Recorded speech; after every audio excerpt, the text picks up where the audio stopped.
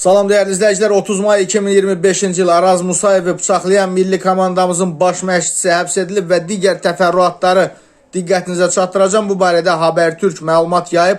Kanalın yaydığı məlumata görə 3'ü Özbək, 2'si Azərbaycan vətəndaşı olan 5 nəfər saxlanılıb. Onlar hadisəni törətdikdən sonra bərbərə gedərək saçlarını kəstirib paltarlarını dəyişiblər və amma buna baxmayaraq Türk jandarması onları Antalya aeroportunda saxlayıb və şübhəli şəxslərdən biri Rusiyaya qaçmağa müvəffəq olsa da Türkiyənin qarşı tərəfə məlumat verməsi ilə Türkiyədən düşən kimi saxlanılıb. Hazırda həmin şəxsin Türkiyəyə ekstradisiya olunması ilə bağlı zəruri prosedurlar həyata keçirilir və saxlanılan şəxslərdən birinin Azərbaycan milli komandasının baş məşqçisi olduğu bildirilir.